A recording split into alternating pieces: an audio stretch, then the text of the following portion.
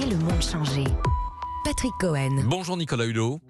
Bonjour Frédéric Lenoir. Bonjour. Vous publiez en cette rentrée un livre à deux voix, d'un monde à l'autre chez Fayard, dans lequel vous confrontez vos convictions, vos engagements écologiques. Alors confronter n'est pas le bon mot, parce que vous vous rejoignez sur l'urgence de passer d'un monde à l'autre pour empêcher la catastrophe climatique qui vient, mais le dialogue est stimulant, il prend souvent une tournure très, très personnelle, on va y revenir.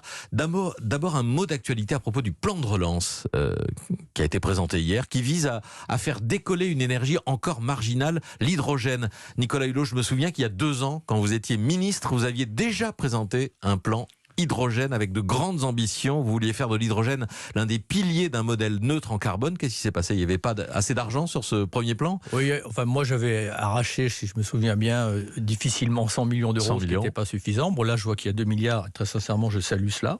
Et 7 jusqu'à 2030 même. Voilà, non, ça oui. C'est bien parce que c'est un des rares engagements du plan de relance qui va au-delà de 2022 et pour moi c'est important parce que la mutation et la transition, qui est une transition sociétale et du modèle économique, elle ne va pas se faire en 2 ans. C'est peut-être un des défauts notamment de ce plan de relance, c'est de ne pas voir au-delà de 2020. Enfin, pour revenir à l'hydrogène, moi, je suis convaincu que l'hydrogène va jouer un rôle majeur dans la transition énergétique. D'ailleurs, les Coréens, les Japonais ont bien anticipé là-dessus.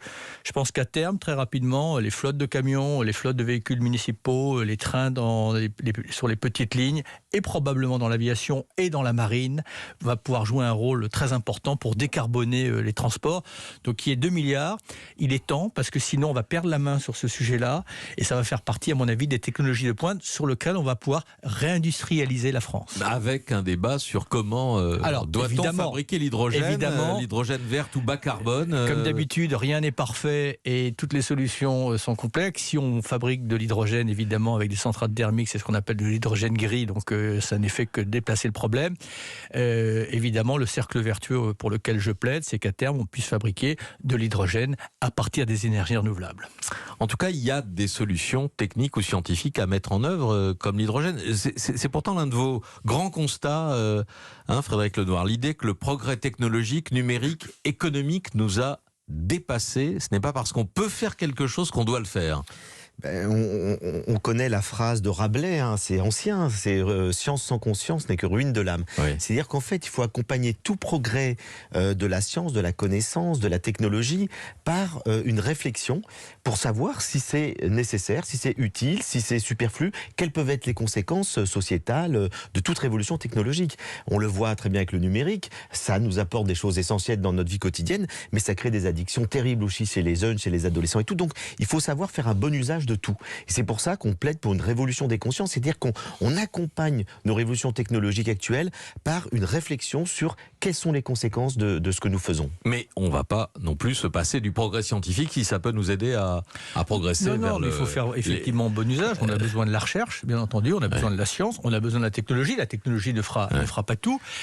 Mais ce pourquoi on plaide dans ce livre, et c'est un peu l'expérience moi que j'ai tirée de mon expérience gouvernementale, mais qui n'a fait que confirmer une intuition, c'est que quand on est dans l'exercice du pouvoir, notre société, elle est précipitée, elle n'a plus l'occasion d'évaluer ce qui appartient au progrès de ce qui ne l'est pas, de ce qui est toxique de ce qui ne l'est pas, et de trier dans les possibles. Donc c'est pour ça que je pense, entre autres, qu'il faut qu'on adapte notre démocratie pour qu'il y ait 2 lectures de l'action, l'immédiateté pour répondre aux urgences sociales, économiques, aux aléas du quotidien, et un moment de prospective et d'évaluation. Parce que tout encore une fois, ne participe pas du progrès au sens étymologique du terme ou au sens premier, c'est-à-dire l'amélioration de la condition humaine. Une performance. Moi, je me rappelle d'un dilemme, par exemple, quand j'étais ministre, j'étais entre autres ministre des Transports, et voilà, et il fallait que j'aille inaugurer la mise à l'eau d'un superbe porte-container de 40 ou 50 000, enfin je ne sais plus exactement le container, sur un plan technologique, c'était une performance magnifique, sur un plan de l'emploi également, mais sur un plan purement écologique, c'était une tragédie. Voilà. Et donc, il y a un moment ou un autre, il va falloir que l'on fasse le choix dans ce que l'on développe et dans ce que l'on suspend. Le dénominateur commun de toutes nos crises, dites-vous, c'est l'excès.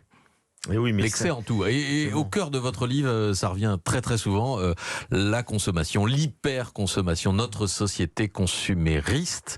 Pour rester libre, il est impératif de se fixer des limites. Mais en politique, ça veut dire, pardon, Frédéric, mais ça veut dire de la régulation.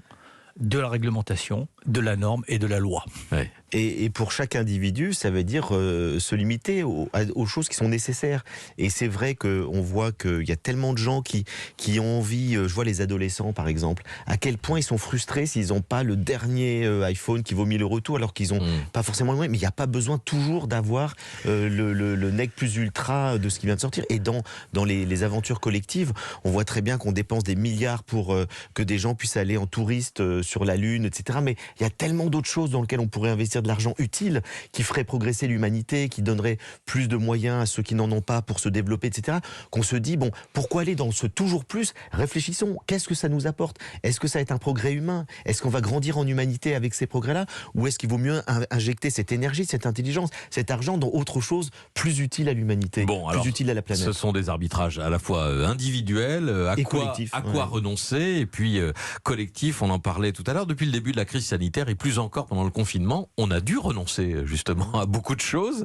C'est plutôt une bonne nouvelle, ça montre notre capacité d'adaptation, même si, et vous l'avez souligné à propos des adolescents, Frédéric Lenoir, le consumérisme n'a fait que se déplacer vers des vidéos, des échanges électroniques. C'est difficile de se passer de l'abondance et de passer de l'abondance à la sobriété, Nicolas Hulot. Non, mais c'est très difficile. Alors, évidemment, hein, il y a des gens pour qui l'abondance est une option abstraite et qui aimeraient bien être soumis à l'abondance. Oui. Hein. On a évidemment une conscience aiguë de cela.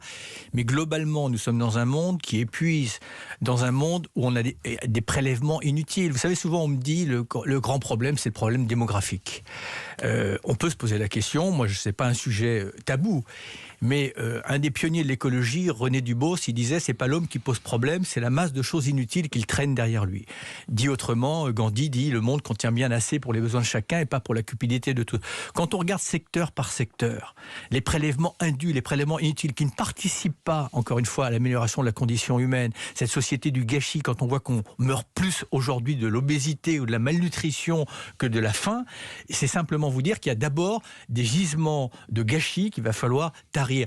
Dans le modèle agricole, pardon, je ne veux pas le fustiger, mais la consommation d'eau du modèle agricole aujourd'hui, qui consomme en gros à l'échelle du monde 50 ou 60% de l'eau, est-ce que toute cette eau profite vraiment à la croissance de la plante? La réponse est non. Dans le domaine énergétique, je suis content de voir dans le plan de relance, on va enfin peut-être faire de la rénovation des bâtiments publics et privés. Il y a un facteur 4 de division de la consommation énergétique à confort égal ou à rendement économique égal pour les entreprises. C'est d'abord tous ces prélèvements dans le domaine de la pêche. Pour 4 espèces comestibles, on va en impacter une 50aine. C'est tout ça qu'il faut éradiquer. On va parler politique justement encore dans un instant. Nicolas Hulot, Frédéric Lenoir, vous en parlez. Les limites de la politique, c'est toute une partie de votre livre. Participant. Europe Midi. Patrick Cohen. Avec nos invités Nicolas Hulot et Frédéric Lenoir qui publient D'un monde à l'autre. La politique, Nicolas Hulot et Frédéric Lenoir aussi, vous l'évoquez avec nuance. La réalité n'est jamais noire ou blanche, dites-vous Nicolas, mais aussi avec violence. Pour ce qui est de votre expérience ministérielle, une machine infernale. J'ai été happé comme dans un fleuve en crue, jamais aucun moment de libre, plus de 1000 réunions pendant votre mandat. C'est une machine qui produit naturellement des blocages et de l'inefficacité. Alors, il faut, encore une fois, c'est bien que vous précisiez que j'essaie d'être nuancé, oui. de ne pas tout mettre sur le dos des politiques. Et vous ne faites de procès d'intention à personne. Non, mais parce que effectivement, il faut faire preuve de discernement. Un politique, ou un homme ou une femme politique, c'est comme dans la société, il y a des gens qui sont animés par l'intérêt commun, d'autres que par leur intérêt personnel, il y a des gens qui travaillent, d'autres moins. Voilà. Moi, la question qui me taraude, c'est pourquoi les gouvernements se succèdent. Pourquoi tous les 5 ans nous cédons à une forme d'enthousiasme ou d'illusion, en tout cas pour une partie de la société, et puis il y a une forme de désillusion et d'atterrissage 2 ans après. Qu'est-ce qui ne fonctionne pas dans notre démocratie? Voilà. Qu'est-ce qui fait? Parce que le désir narcissique d'un homme politique, c'est d'être réélu. Et on voit succéder les présidents et sortir conspués. Bon, donc il y a quelque chose qui ne fonctionne pas. Alors il y a d'abord le fait que parfois on n'a pas les moyens de tenir ses promesses. On n'a pas les moyens parce que nos économies sont étroites, elles sont limitées simplement parce qu'on a un pan de l'économie qui s'est organisé avec beaucoup de brio, beaucoup d'intelligence, mais pas beaucoup de morale pour échapper à la solidarité des États. Donc ça, il faut quand même l'acter, tant que notamment dans l'espace européen, on s'accommodera de l'autonomisation fiscale, qu'on ne mettra pas à contribution la puissance spéculative, on aura les coudées étroites. La deuxième chose, c'est qu'on se fixe des objectifs mais on ne s'en donne pas les moyens et on ne les monitore pas. Et on ne les planifie pas. Parce que quand on veut faire une mutation comme celle à laquelle on appelle, elle ne peut pas être brutale. Elle doit être radicale dans ses objectifs, mais elle doit être progressive. Souple. Donc elle doit s'anticiper. Bien sûr. Et c'est là où c'est intéressant, avant de savoir qu'on allait avoir de nouveau un commissariat au plan, nous nous appuyons à un retour à la planification pour anticiper ceux qui vont avoir à muter et ne laisser personne sur le chemin. Là, je vois qu'il y a de l'argent qui va être mis sur la formation dans le plan de relance. J'espère que cette formation, elle sera affectée au métier de demain et non pas au métier d'hier. Donc la méthode est très importante. Et il faudra d'ailleurs sur ce plan de relance, notamment que la Convention citoyenne, elle évalue au fil de l'eau si les objectifs sont actés. Parce que trop souvent, on se fait qu'un objectif, allez, on fait ça dans 3 ans, on va sortir du glyphosate. Mais qu'est-ce qu'on fait pendant ces 3 ans ? Rien. Qu'est-ce qu'on fait au lendemain ? On dit qu'on va interdire les néonicotinoïdes. Pas grand-chose. Du coup, on arrive dans cette situation parce qu'on n'a pas évalué les impacts. Donc, il faut changer de la méthode. Et pour ça, il faut des lieux de réflexion, d'évaluation, prendre le temps de faire des pauses. Je note que depuis le début de notre entretien, Nicolas Hulot, ça fait 4 fois que vous dites du bien ou que vous saluez des décisions du plan de relance. Je vois que vous n'avez pas perdu tout espoir dans l'action publique. Non, mais avec ma fondation, nous avons aussi pointé les angles morts, les flous, bien entendu. Mais il faut savoir, si on veut être objectif dans la critique, saluer ce qui va dans le bon sens sur le plan de rénovation des bâtiments et sur le plan des transports. Par contre, sur l'agriculture, franchement, c'est faible et il y a un certain nombre de secteurs, pour l'instant, qui ne sont pas couverts. Et puis, ce qui va être intéressant, qu'est-ce qu'on fait des 70 autres milliards ? Est-ce qu'ils sont antinomiques avec la transition écologique ou est-ce qu'ils sont cohérents ? Et c'est sur la cohérence que l'on pourra juger de la pertinence de ce plan. Frédéric Lenoir, qu'avez-vous appris de Nicolas Hulot durant ces longues conversations? Je disais tout à l'heure que vous étiez en phase, largement en phase sur l'essentiel, mais qu'avez-vous appris de ces... En fait, je connaissais assez bien les idées de Nicolas et je savais qu'on avait effectivement beaucoup de points de convergence, mais j'ai beaucoup découvert aussi l'homme, à la fois à travers tout ce qu'il a raconté, et ce qui est passionnant dans la vie de Nicolas, c'est les rencontres qu'il a faites, c'est les lectures qu'il a faites.